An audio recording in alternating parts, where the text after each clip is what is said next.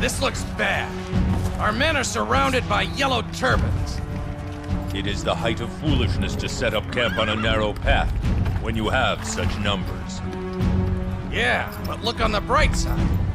Now we get to rescue them. Yes. You finished talking? Do this right. Let's get on with it, Yuan. Yeah! Oh, whoa! Whoa! Words are not needed for him. Impressive.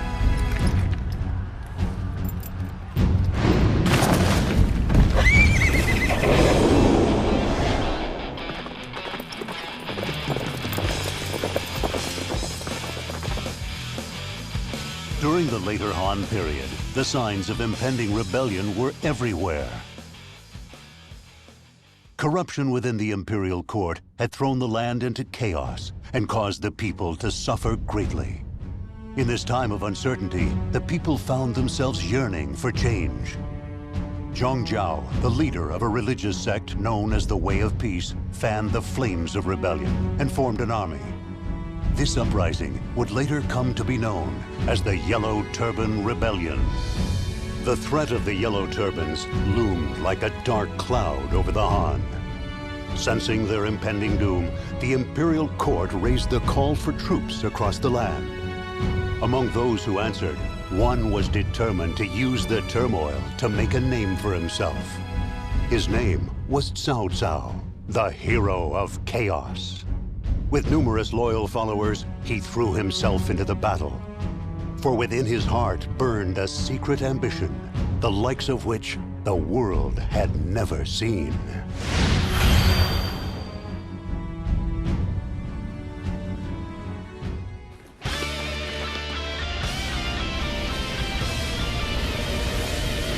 The Han has already burned out.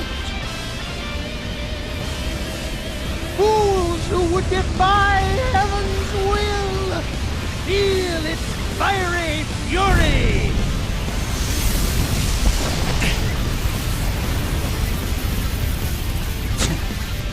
What a hot...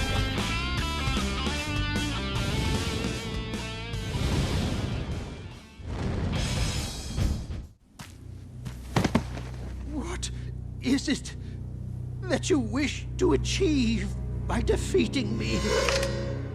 An end to the conflict. Nothing more. You fool! The Han's days are over. Defeating me won't stop anything at all. It is not my task to read the future. All I need do is follow my lord.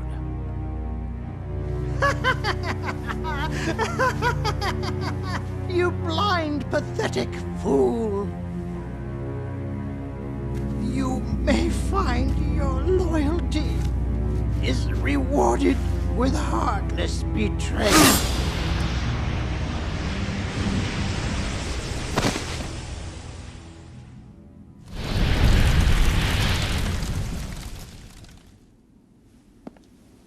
He has been dealt with. The conflict is over. I will continue to rely on you.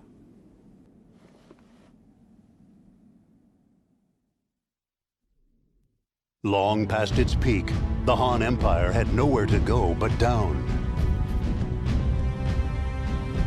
However, the might of Cao Cao helped bring an end to the Yellow Turban Rebellion. As a result of his deeds in battle, he was promoted to the rank of colonel. Meanwhile, the Han imperial court lost the last vestiges of its authority and influence. It was then that Cao Cao's childhood friend, Yuan Shao, rose to power. We must slay the 10 eunuchs who are responsible for this corruption.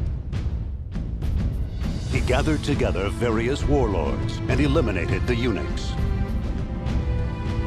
However, from his position within the imperial court, Cao Cao could sense it. The 10 eunuchs were not the only ones harboring the smoldering sparks of rebellion. For there was another threat, a violent wind capable of toppling the once mighty Han Empire. And that threat had a name, Dong Zhuo, a brutal warlord feared far and wide.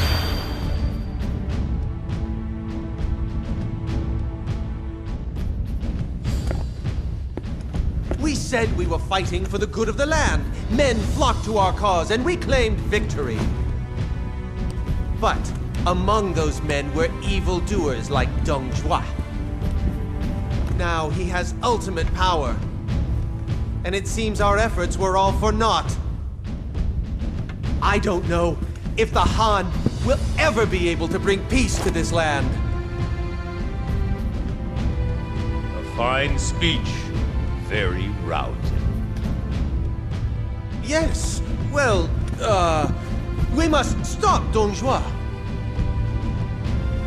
You owe me, remember? You're going to help.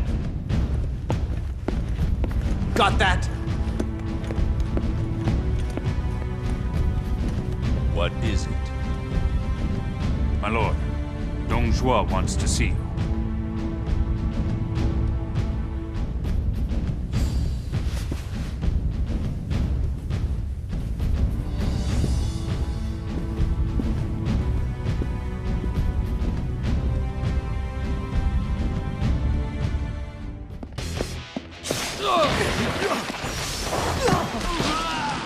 So, you're keeping wild animals now?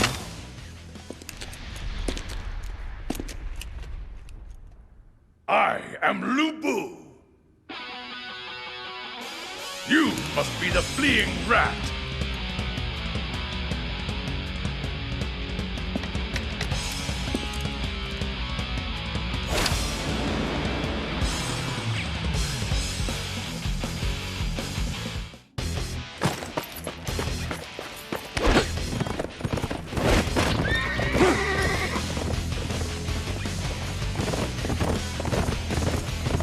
I'll just go tidy things up.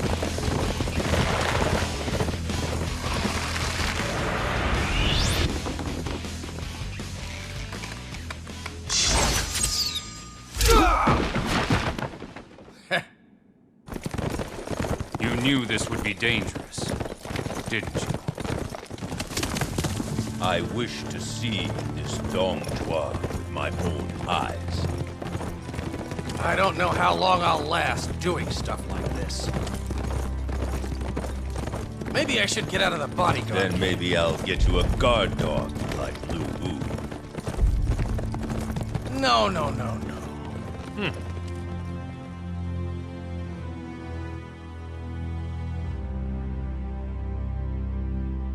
Having managed to elude Dong Zhuo's pursuit, Cao Cao fled the capital.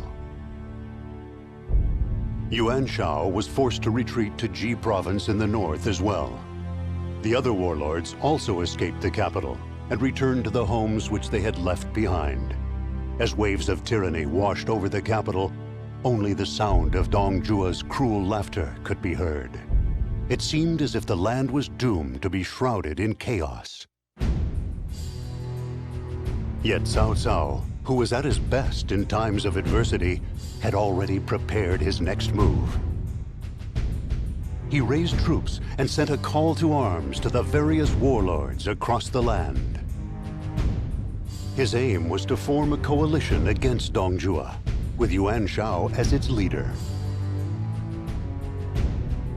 And so, Yuan Shao, Cao Cao, and numerous other brave souls began their march on the capital to confront Dong Zhuo.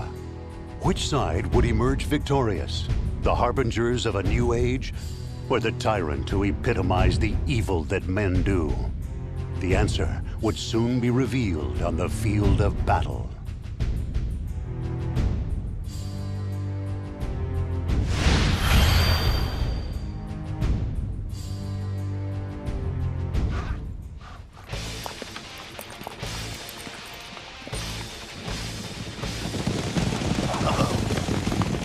Hua Xiong.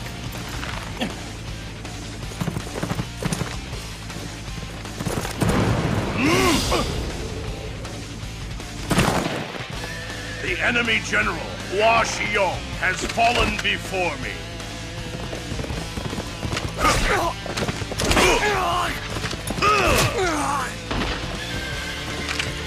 He's too strong! Magnificent. I am impressed. We don't need him.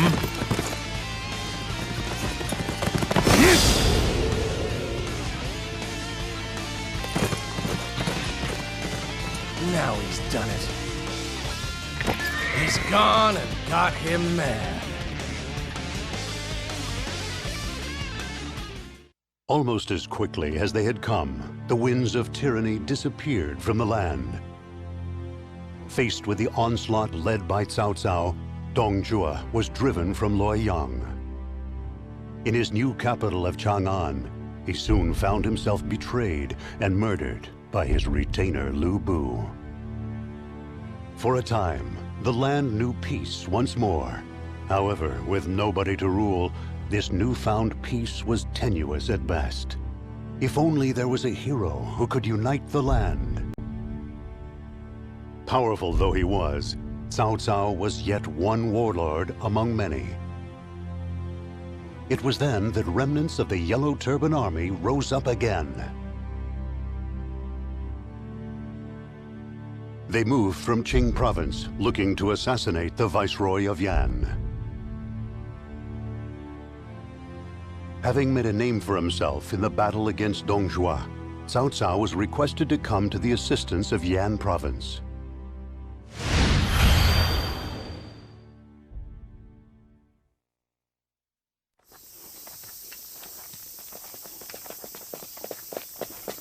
Hey! This is our turf! What do you think you're doing? Hunting tigers.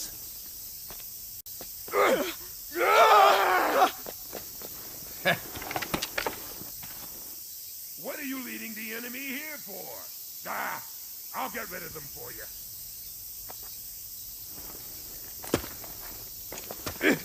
It's them!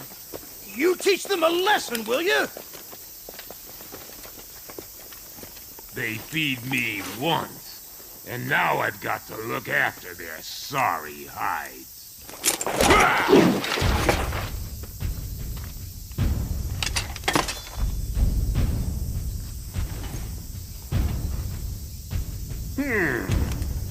You might be worth the trouble.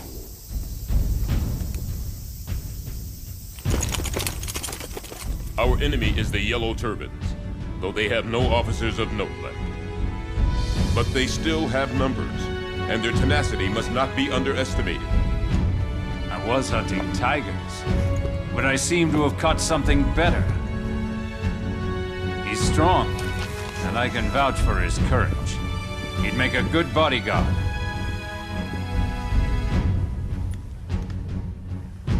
Very well.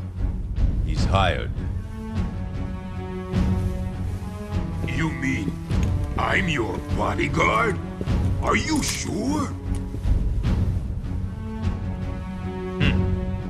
You come with the highest recommendation.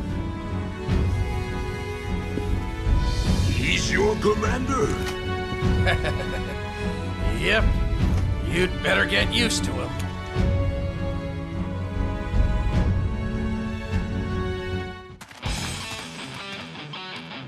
Are you the one who's been messing up our fields?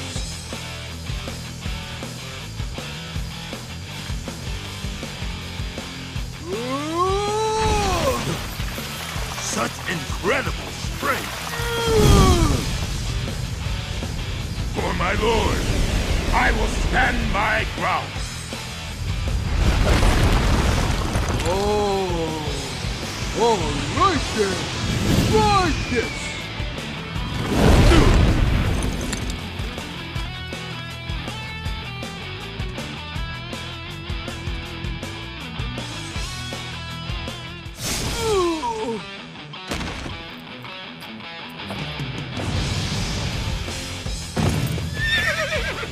The commander! Get him! Look out! My lord, you must stay back! With a man like you protecting me, I can afford the odd adventure. My lord! Please! Why is it that you fight? For your departed lord? To defeat the Han? We're here because we want to stay alive! We can't live in a war-ravaged land! How could you ever understand us? Stop it!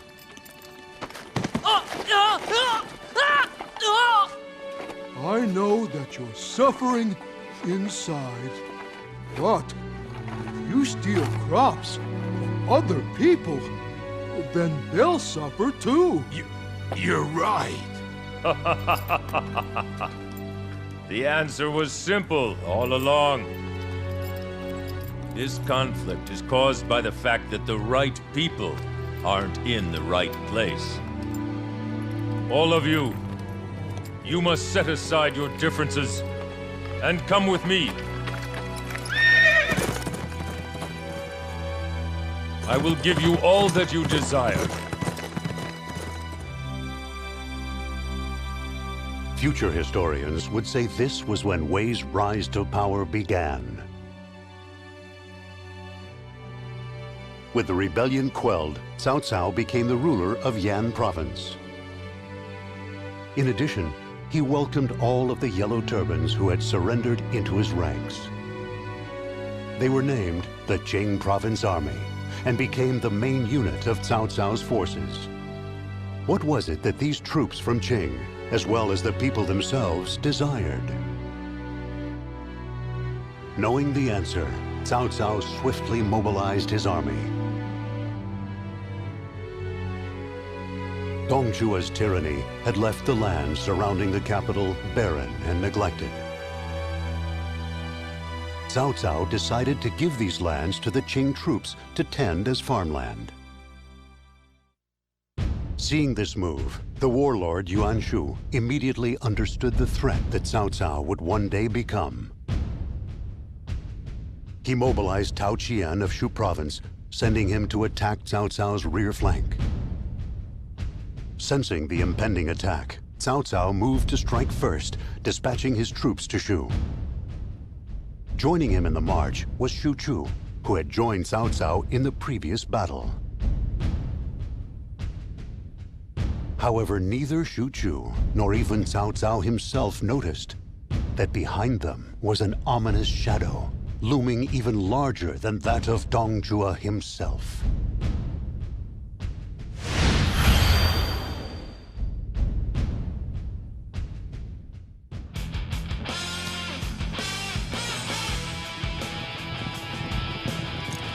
Lu Bu, he's here already.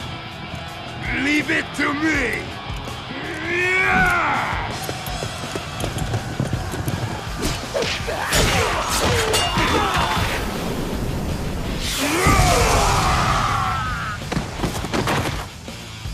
I will give my life to keep you safe! Yan Wei! Hey, Don't cut it do out! it!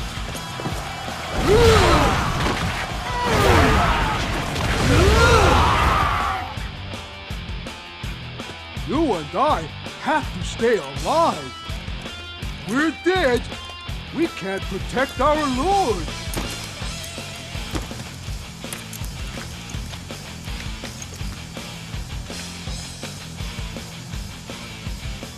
Cao Cao defeated Tao Qian and forced even the mighty Lu Bu to retreat.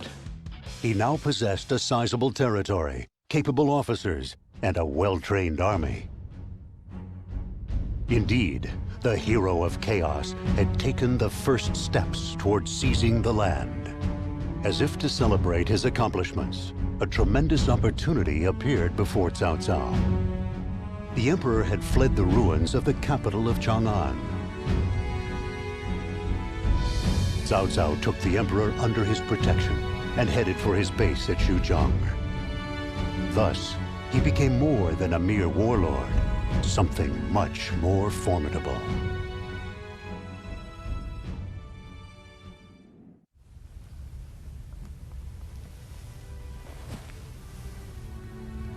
Our lord has the Emperor under his thumb, yet he makes no move. And the first thing he does is give land to the peasants?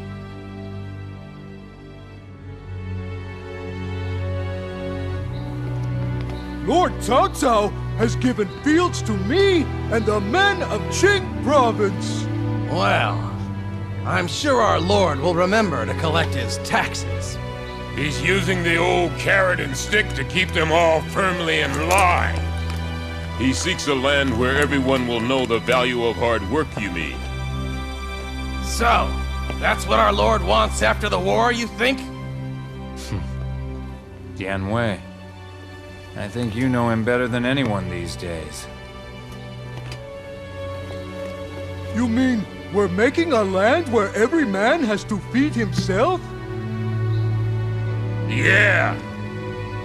Then you need to learn how to plow a field, too. I'll teach you. Yeah, some other time.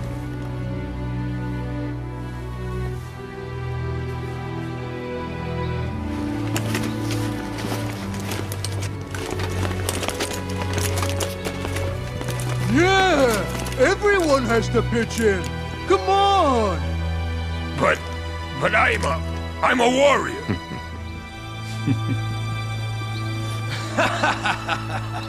Come on, man. Put your back into it.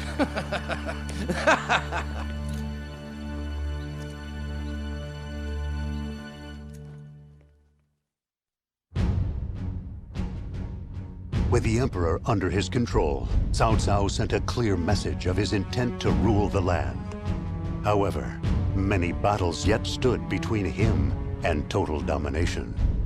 In Hebei, Yuan Shao had gathered a massive army to further his own ambitions. Additionally, Yuan Shu had obtained the legendary Imperial Seal and used its authority to declare himself emperor. These two powerful opponents bided their time, waiting for an opportunity to strike against Cao Cao. Furthermore, numerous warlords began circling the emperor like a pack of hungry wolves waiting to pounce. It was then that Cao Cao found himself embroiled in a heated battle. His opponent was Zhang Xiu, who hailed from the land of Wan. With the mighty Dian Wei on his side, Cao Cao was confident of his advantage going into battle.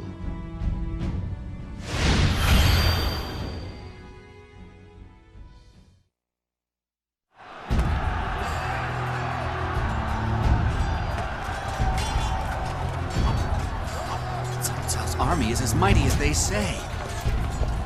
Take out the commander and the rest would fall. But with that warrior by his side... there's nothing more we can do. You would abandon me? Well, if it truly bothers you, I suppose you could always surrender. What? Oh, yes.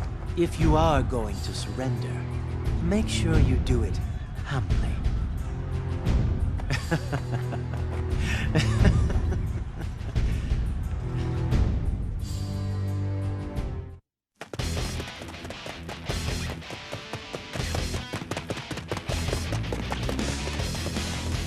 Lord Cao Cao, you would leave in the middle of our party?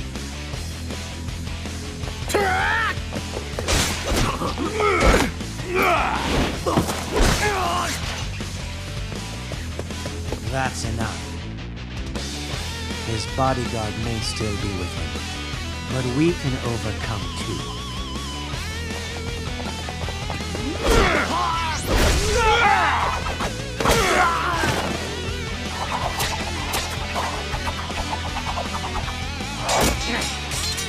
Aim for Cao Cao.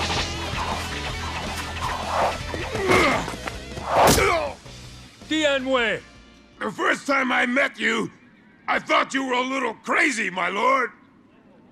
But when I saw how happy you made Shu-Chu, I understood. I knew I wanted to see the world you could create.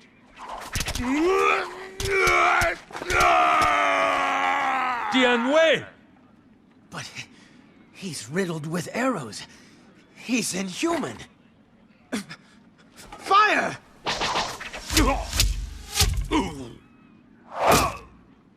No one is getting past me! Go now! Escape while you still can! I will not apologize, but I will make your dream a reality. Don't let him get away. After him! My lord, promise me you will make our dream of a new world a reality. Sorry, Shuchu. Maybe we'll tend your field together another time.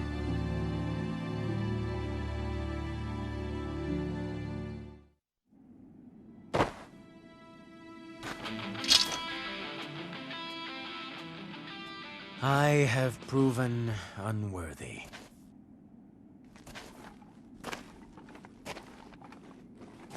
I will not kill you. What?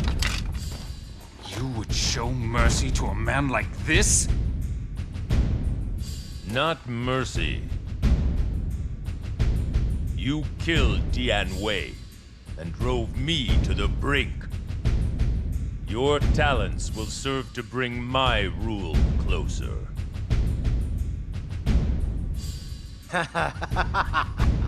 You are a wise man, my lord. No mercy. If I find you are no use to me, you are dead.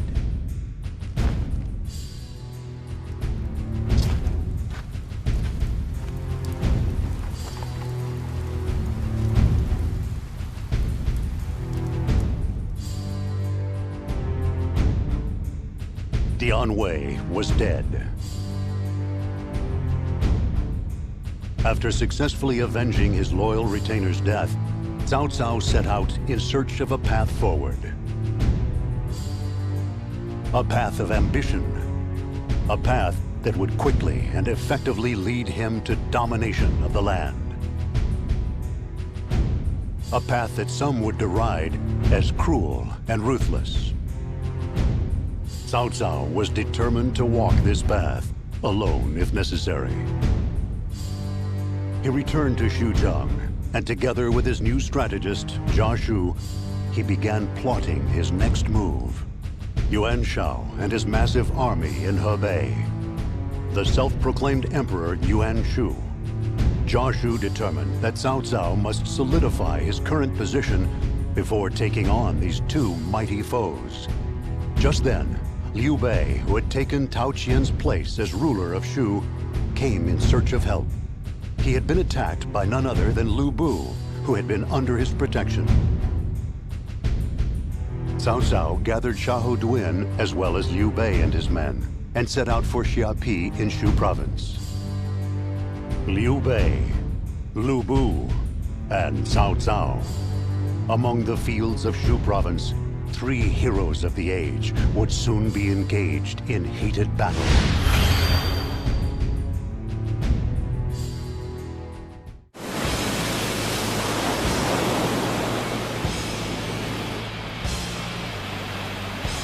About time. But here is where the real battle begins. We must claim Lu Bu's head. Don't fall behind Guan Yu. My lord!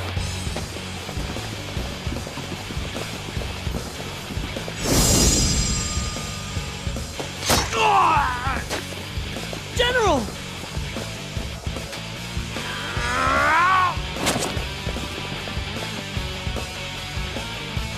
Don't just stand there. Follow me!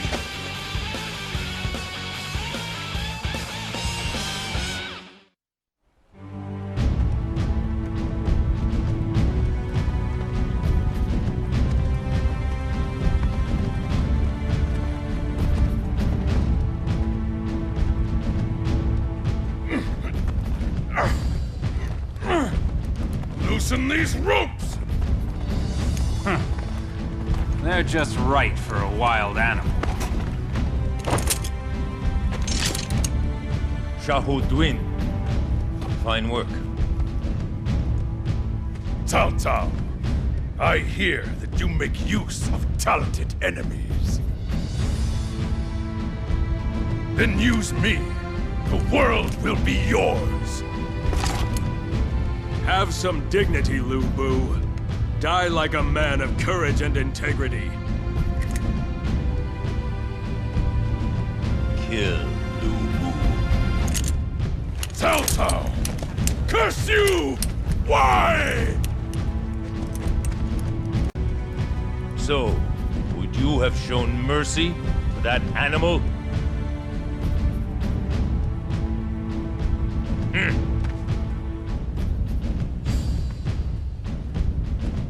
Kill me. I am ready to die. No.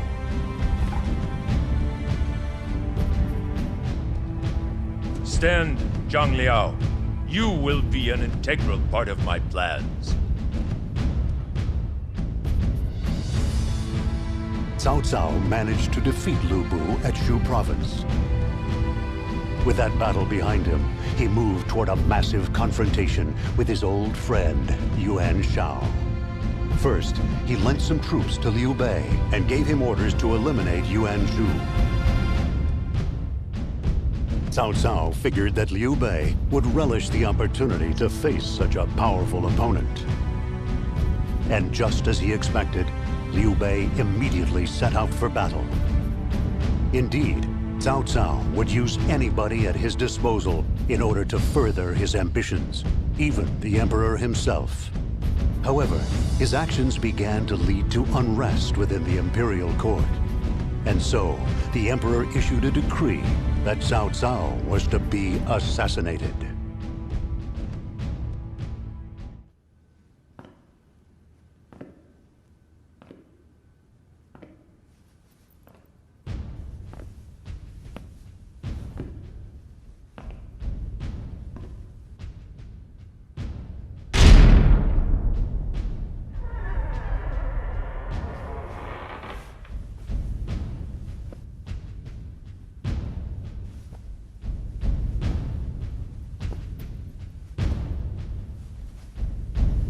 Cao Cao. You mean to kill me? I would never presume to do so, Your Highness. I tried to have you killed. I would have no right to complain. You are a wise man, Your Highness. If it is your wish to kill me, I will not stop you. You frighten me. You shed no tears for your allies. You side with the enemy if necessary. And when someone is not needed, you get rid of them. Even if it is me. A country needs its people. And without a ruler, the people are lost. Your Highness is needed. At least, while I am alive, that is. Your presence allows me to move freely.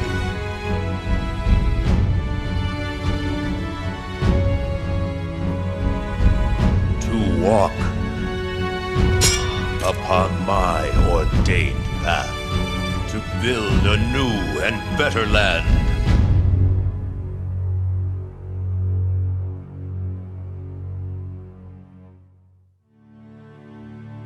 As ordered, Liu Bei attacked the Yuan Shu army and emerged victorious. In his weakened state, Yuan Shu was no longer a match for Cao Cao and passed away shortly thereafter. It was then that suddenly Liu Bei rose in rebellion. Cao Cao was determined to bring his massive army down upon Liu Bei's forces, leaving none unpunished. Liu Bei was a mere nuisance whose blind devotion to the concept of virtue would only lead to more chaos. Liu Bei's army crumbled before the might of Cao Cao's ambition.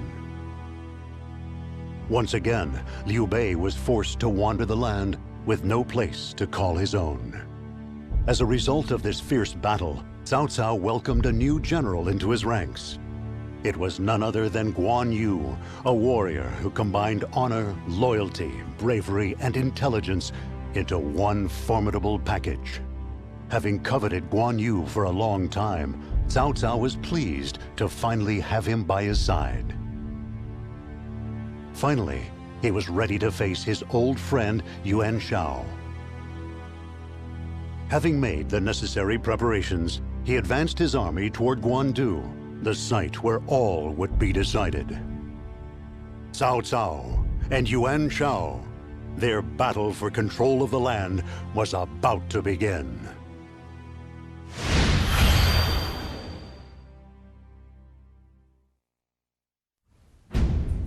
It is clear what strategy we must use. Place decoys at Bai Ma and Yanjin. Then, launch attacks from each unit. He has numbers, but Yuan Shao is indecisive and imperceptive. He is a man of the past. This should be enough to deal with him. However, the problem is those decoys, though. The enemy is so great in number that they'll be simply overrun. Exactly. You're a smart man. I can see why our Lord values you so. Forgive me. It was not my place to speak out. Then you will have to go yourself, Father. So I would be the decoy. Quite brilliant, Lord Cao Pi. Your father must be proud.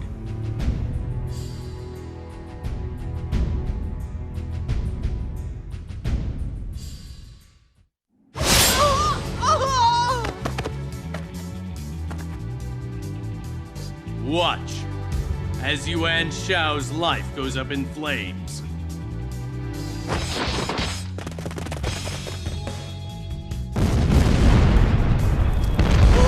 Do you want to be turned to ash too? No! Or will you be a beacon that lights up this land?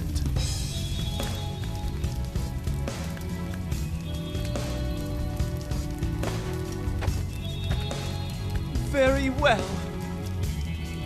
I shall burn with righteous fervor for you! Oh!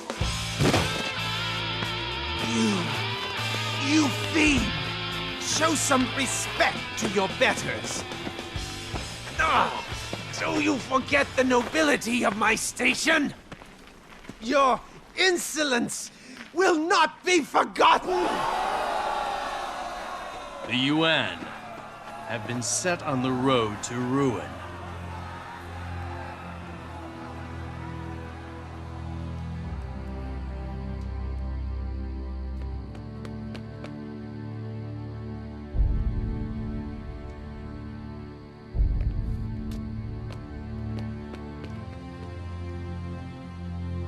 Yuan Shao has passed away. The Central Plains are now under our control. Many years have passed since Guandu. It took longer than I had hoped. But Father, the war is not over yet. Of course not. Our dominion must be recognized by all.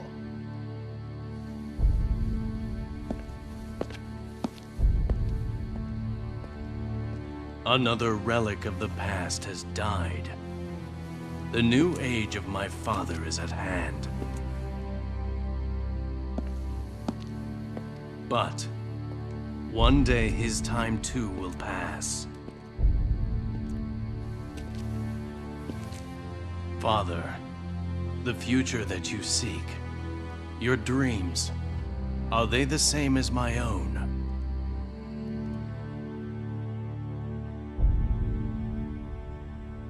Due to the efforts of Cao Pi, heir to the Cao throne, and many others, Yuan Shao was eliminated. With Hebei and the Central Plains under his control, Cao Cao had amassed the largest force in the land. Next, he turned his steely gaze toward the south. There, the major figures included Liu Biao in Jing, Liu Zhang in Yi, and Sun Quan in Jiangdong. Cao Cao decided to attack Jing as his first target. Liu Biao was killed during the initial attack, and his successor Liu Cong agreed to surrender to Cao Cao. However, Cao Cao did not let down his guard and continued to advance his army to Jing. The people of Jing trembled in fear before him. Without a doubt, Liu Bei would feel pity for the people and throw himself into the fray. Learning of Liu Bei's whereabouts, Guan Yu left Cao Cao and went to rejoin his sworn brother. Together with the peasants, Guan Yu fled from Cao Cao's advance and made his way toward Jiangling.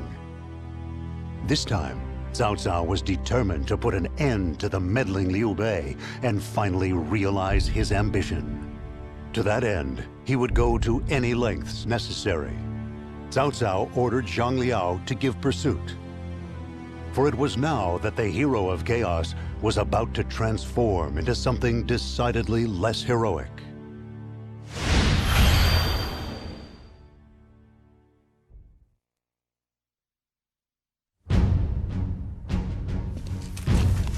Liu Bei must be killed. Cut down any who impede you. My lord, Liu Bei's army features many who are not soldiers, but mere peasants. They have chosen to side with him of their own free will. Therefore, they are our enemy. Soldier or peasant, it matters not. Do not forget, you are my blade. I choose who you cut and whose blood will stain.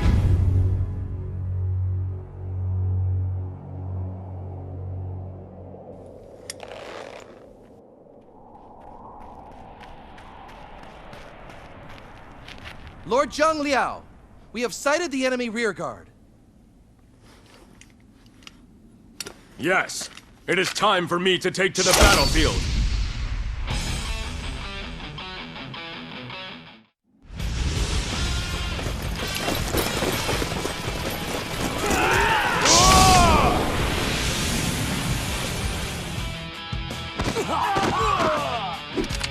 I am Zhang Fei. All right now, who wants to take me on?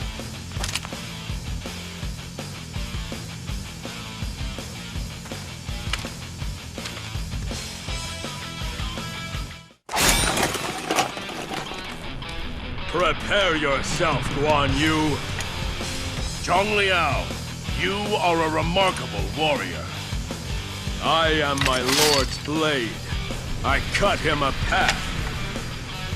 Your blade is indecisive. I could never lose to you. Silence!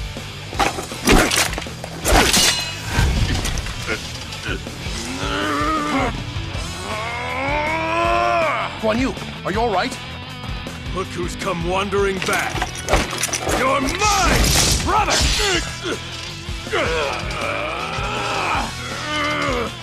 You don't know when to quit!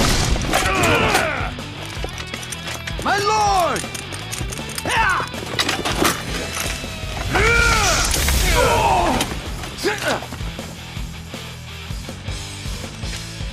How? Any normal opponent would have been dead by now. No matter how many times we are defeated, we will continue fighting to keep our brother safe. His benevolence gives us the strength to go on. More forces are approaching. Come, men. You'll see. The day will come when our brother's virtue will overcome Cao Cao.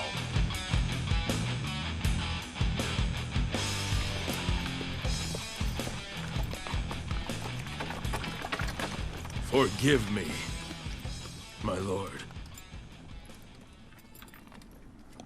The conflict will continue.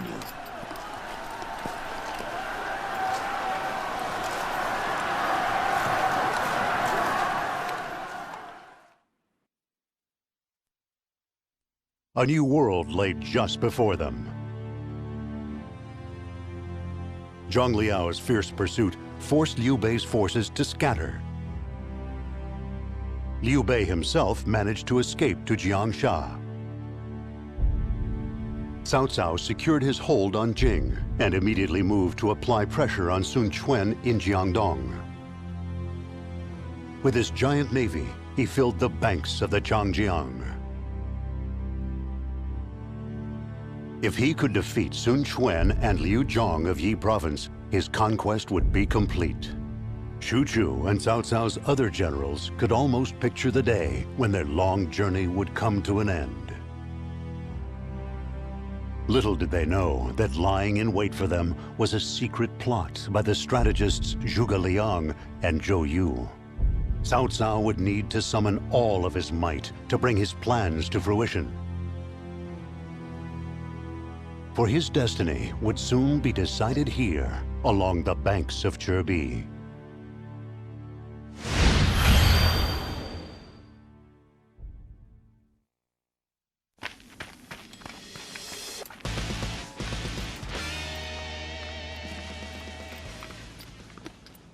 Huh.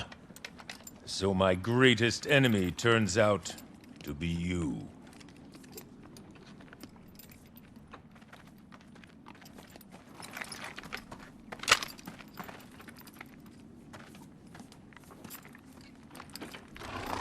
Go. Is this duty or pity? If anything, it is confidence. I truly believe that Liu Bei will soon soar high above this land. When that day comes, you and I will meet again on even footing. And I will claim the very head from your shoulders. Until we meet again, then.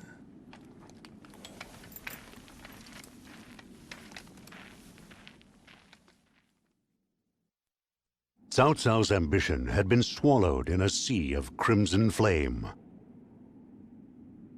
However, he would not abandon his quest. Not until he seized the land that he had fought so long and hard for. Several days after the Battle of Cherbi, he returned to Xuchang.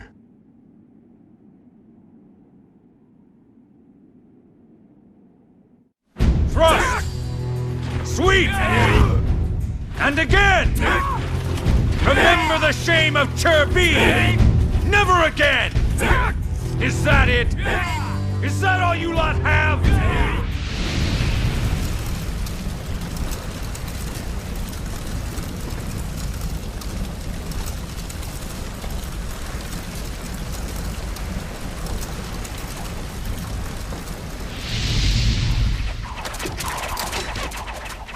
Dianwei! Oh, it's a demon! Lord Liu Bei, save us!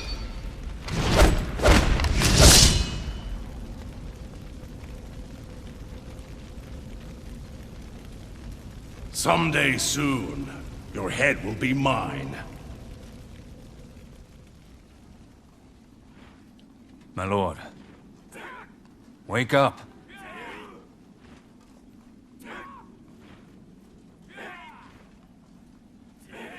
I was dreaming. I thought you were depressed by Cherbi, but I see you're relaxed enough to nap.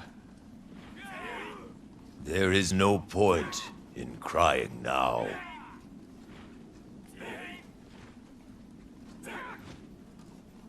Now is a time for rest.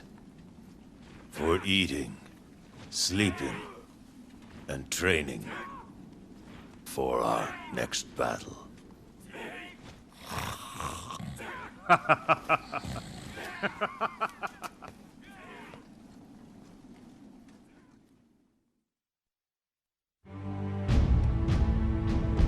Cao Cao, Sun Quan, Liu Bei. Following the Battle of Zhebi, these three men became the center of everything.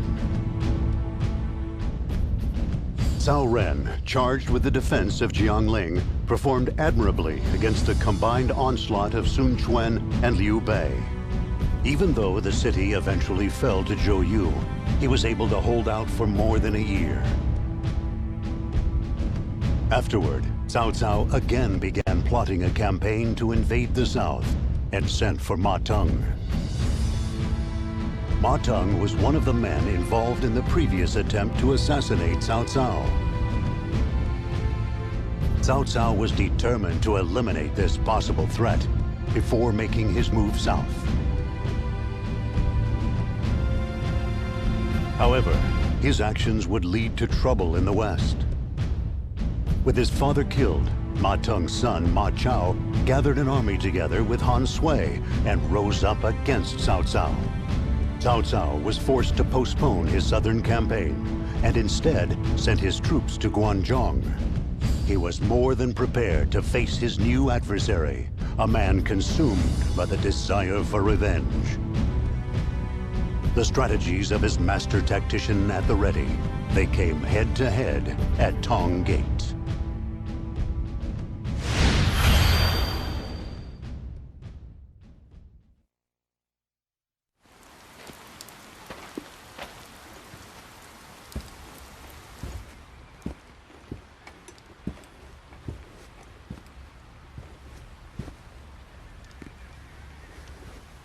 I suppose it is from fatigue, but Lord Cao Cao seems to have lost his edge. Really? Well, isn't it the job of a strategist to cover for that?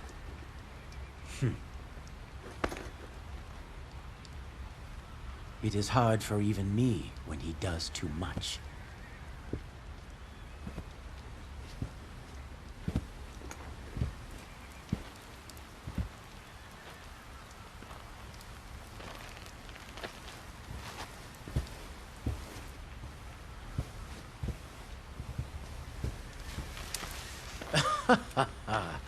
You seem tired, my lord.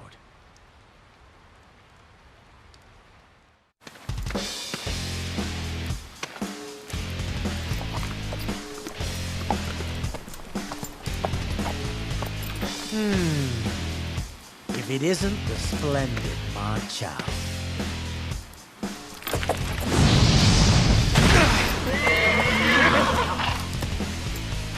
Does everyone have to be so keen to die?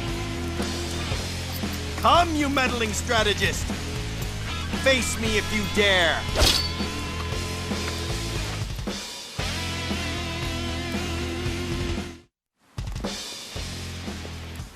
Guanzhong now belongs to you. Where will you go from here, my lord? The future is unknown. Really? I thought you were a man of vision. I am. I simply realize that things do not always go as planned. Including the fates of Liu Bei, and Sun Quan, and indeed, my own.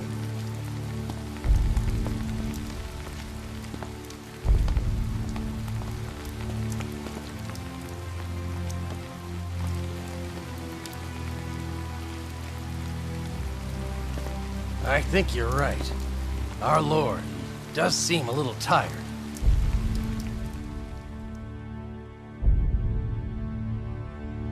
Time is limited. Ma Chao fell in defeat before the strategies of Cao Cao and Jia Shu. Fearful of Cao Cao expanding his influence in the west, Liu Zhang of Yi turned to Liu Bei for help. Considering the chaos of the times, this proved to be a costly mistake. Sensing an opportunity, Liu Bei left Guan Yu in charge of Jing and moved to invade Yi.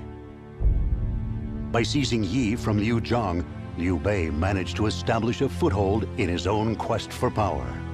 Cao Cao of Wei, Sun Quan of Wu, and now Liu Bei of Shu. The land was divided into three. Upon hearing of Liu Bei's conquest of Yi, Cao Cao advanced his men toward Hanzhong, which was under the control of Zhonglu. By securing Hanzhong, which lay to the north of Shu, he would seal off Liu Bei's movements. Indeed, it seemed a very natural move for the ruthlessly logical Cao Cao to make. However, Xiahou Yuan and the others felt uneasy as they headed for Yangping Gate. They felt as if Cao Cao was uncharacteristically acting out of haste. Time is limited. Even the hero of chaos could not change this law of nature.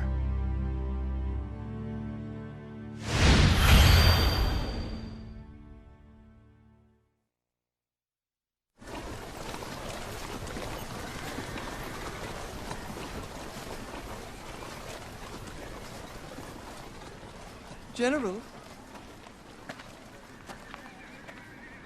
it is time. Lost in thought, General?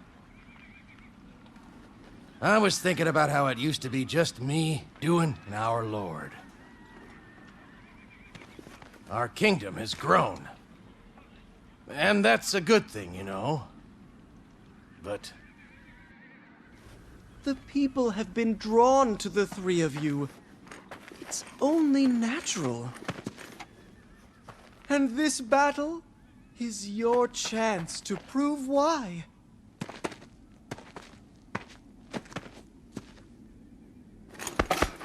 Well, we can't be late. Let's get going.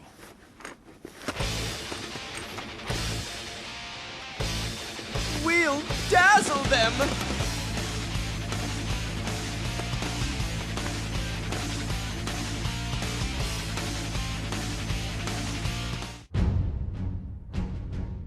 Thanks to the efforts of Xiahou Yuan and Zhang He, the lands of Hanzhong now belong to Cao Cao. However, there were three kingdoms vying for control of the land. By attacking one, you merely left yourself open to be attacked by the other. Sensing an opportunity to strike Cao Cao, Wu moved its army north. At Shu's behest, they advanced their forces to Hefei. The bulk of the Wei forces were concentrated in Hanzhong, leaving their defenses in Hefei thin. Amid the commotion within the camp, Cao Cao stood alone, calm and collected as always. He was determined to defend Hefei by any means necessary, and would not give it up without a fight. As the Wu army closed in, his blade stood firm, glistening in the sunlight. The Wei ranks were blessed with the presence of Zhang Liao, and the legend, which would be told for generations to come, was about to begin.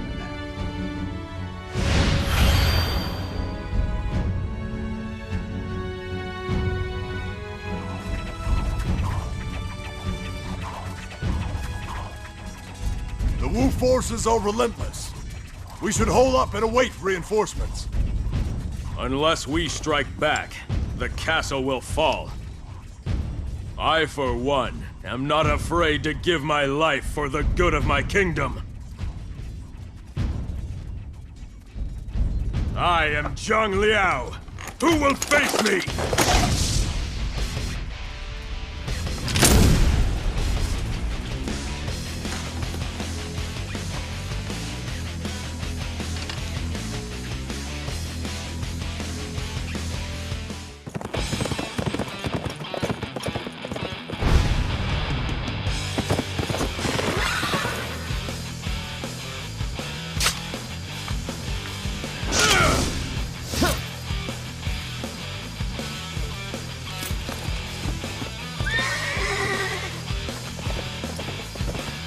I'm afraid they will be back.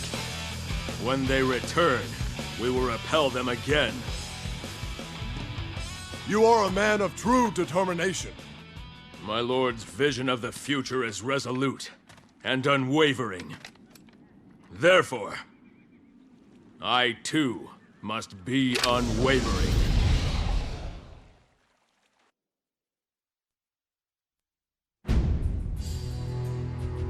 Thanks to the efforts of Cao Cao's loyal blade, Zhang Liao, the defenses at Hefei held firm. With the immediate threat removed, it was the perfect chance to advance from Hanzhong toward Yi. However, much to everybody's surprise, Cao Cao instead returned home to Xuchang. There was tremendous speculation as to the reasoning behind his actions. Was he focusing on building up his domestic strength? Or perhaps he was wary of the threat posed by Guan Yu in Jing? Or perhaps Cao Cao's health was fading, and he could no longer participate in a drawn-out military campaign. Meanwhile, seeing Cao Cao's absence as an opportunity, Shu advanced on Hanzhong. There, the Wei generals Xia Huyuan and Zhang He stood guard over the summit of Mount Dingjuin. Whatever Cao Cao's true intent was, it was hidden by his sudden withdrawal from the front lines. And it would not be known until the victor of this battle had been decided.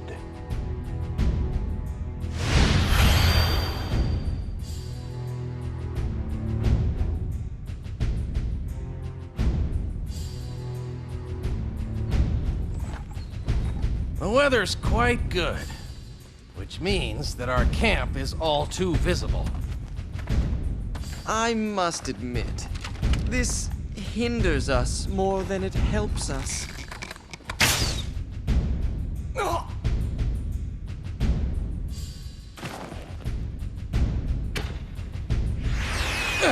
So, that's where you are, old man.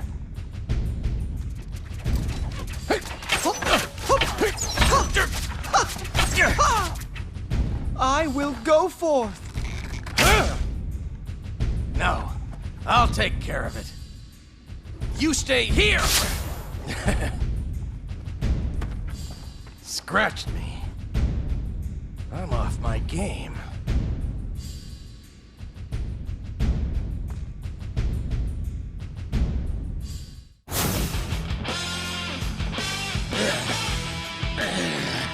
Come, boy. You haven't beaten me yet! Know when to give up, old man. Take him away. Lord Cao Cao's forces are here! My lord, I hope what we have achieved will please him.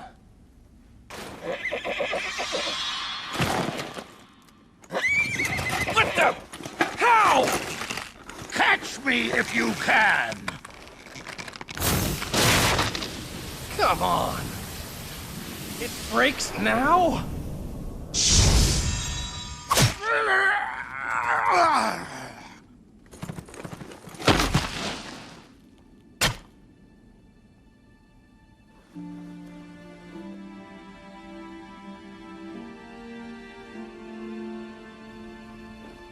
Where's the luck?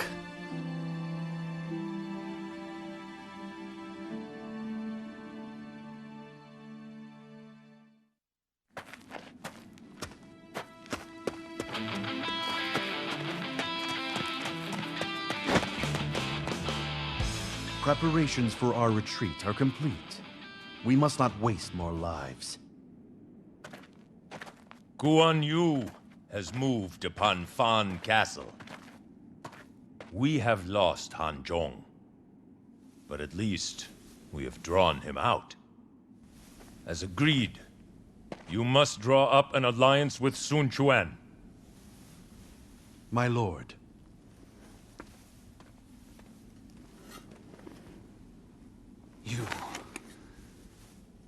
You just threw away Hanzhong? Threw away my cousin's life? Xia Yuan's death was not planned.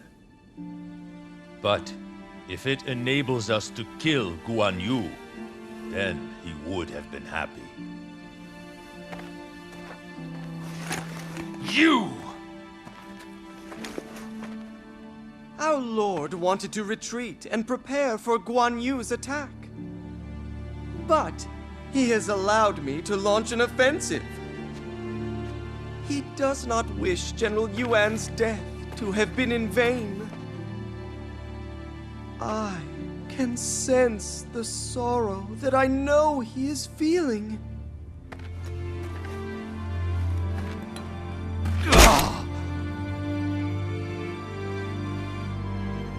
It had all been a ruse to lure out Guan Yu.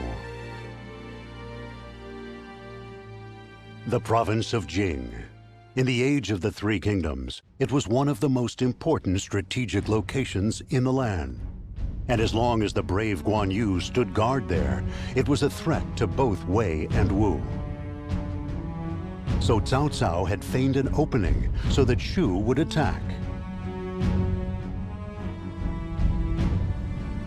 And just as he had predicted, Guan Yu came north and attacked Wei's stronghold of Fan Castle. All of this was an elaborate plan to topple the mighty Shu warrior. To realize this plan, he had sacrificed the lands of Hanzhong, as well as his trusted lieutenant, Xiahou Yuan. However, Cao Cao had no regrets. For Xiahou Yuan had chosen his duty, knowing that it would help lead his master to his ultimate goal of conquest. With what little life Cao Cao had remaining, he knew he must move to secure his legacy. He instructed Sima Yi and his men to work together with Wu in order to defeat Guan Yu. He could not show the slightest hint of his sadness at the loss of his right-hand man, nor of his own weakened state due to illness. At last, the price of Cao Cao's ambition had nearly caught up with him.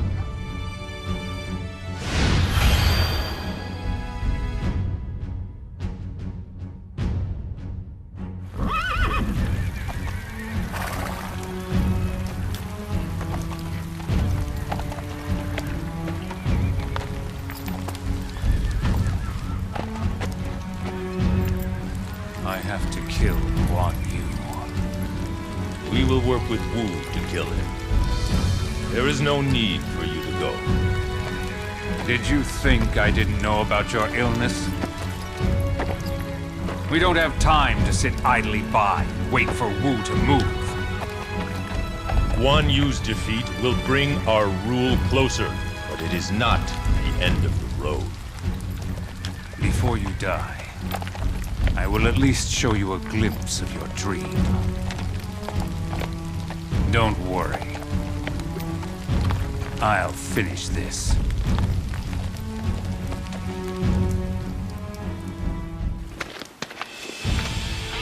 Is your lord Cao Cao still alive? He says he can't die before you do.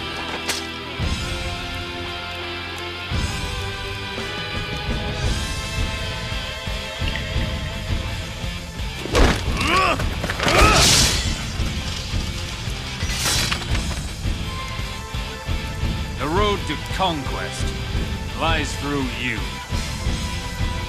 And the road to being reunited with my brother lies through you.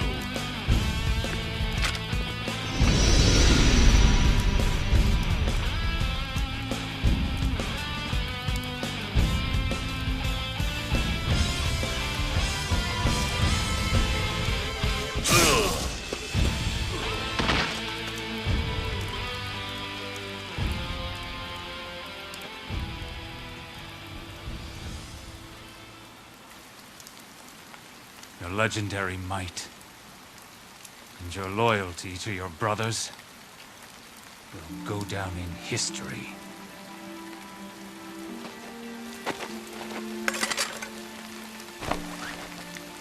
But I hated you with all my being.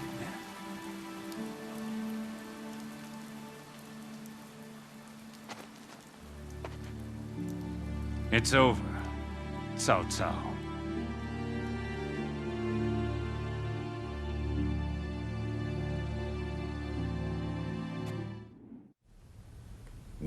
You should be placated by the fact that much of Jing province has been returned to them. Once we eliminate Shu, they won't be able to offer any resistance. You need your rest. Just leave it be. You're right. It is time for my path of conquest to end and for me to meet my destiny.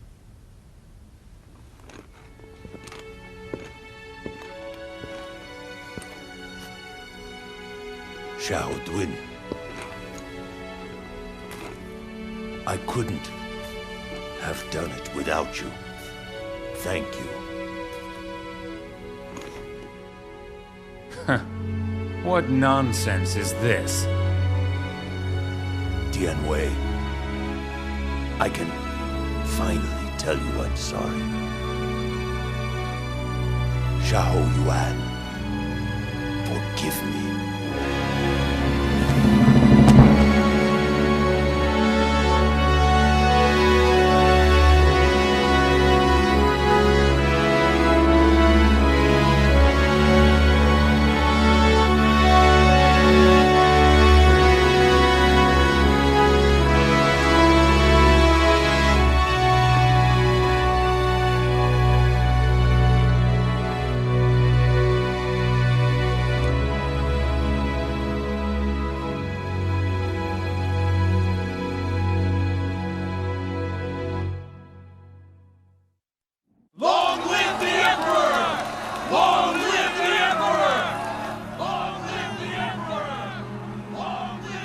Sima Yi, fine work.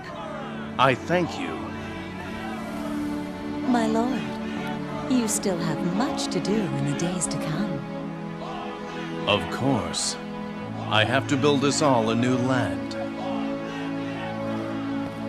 I am not like my father. The world I create will not be like his. But I will say this. My father laid the foundations, and now I will build upon them.